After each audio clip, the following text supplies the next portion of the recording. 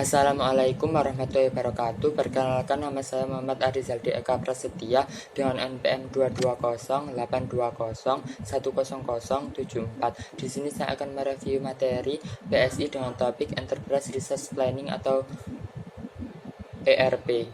Yang pertama, pengertian adalah aplikasi informasi yang diperuntukkan bagi perusahaan manufaktur maupun jasa yang berperan mengintegrasikan dan mengotomasikan proses bisnis yang berhubungan dengan aspek operasi, produksi maupun distribusi di perusahaan bersangkutan.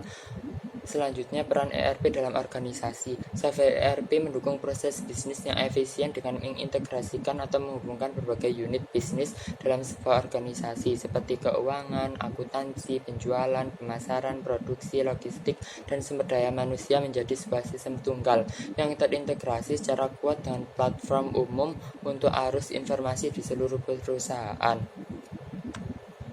Contoh perusahaan yang menerapkan ERP atau menyediakan layanan ERP untuk bisnis mereka yaitu PT Indofood, PT Semen Gresik, dan juga PT Telkomsel. Selanjutnya yaitu penerapan ERP dalam kehidupan sehari-hari.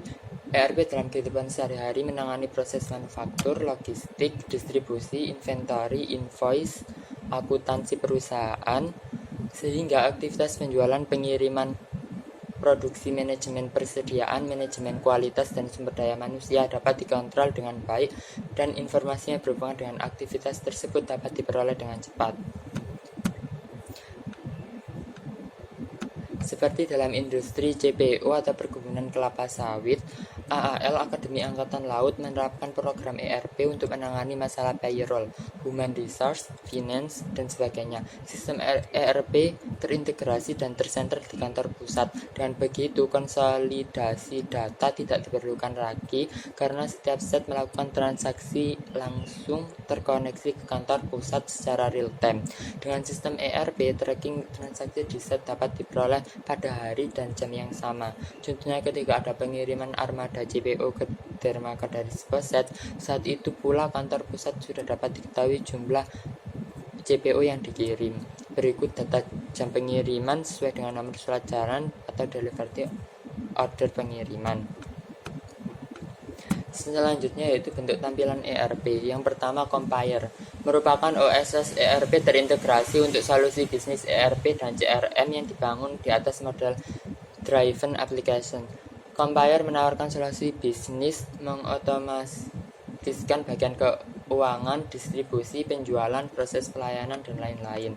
Yang kedua, Open Bravo merupakan software open source ERP berbasis web untuk perusahaan kecil dan menengah yang rilis di bawah lisensi Open Bravo Public berdasarkan Mozilla Public License. Software ini dibangun di atas web-based environment yang memiliki kemampuan untuk mengelola pengadaan gudang, pengelolaan proyek, dan pelayanan, produksi, dan keuangan. Selanjutnya yang ketiga yaitu Odoo. Odoo atau Open ERP merupakan sebuah perangkat lunak manajemen perusahaan berbasis open source. Aplikasi ini mampu melakukan seluruh otomatisasi perusahaan, meliputi sebagian besar kebutuhan dan proses perusahaan yang terintegrasi.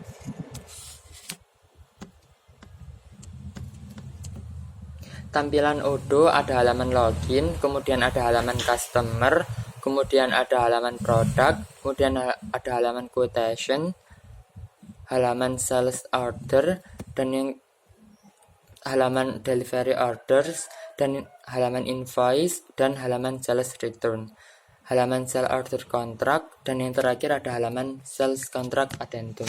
Demikian review materi yang dapat saya sampaikan, kurang lebihnya saya mohon maaf. Wassalamualaikum warahmatullahi wabarakatuh.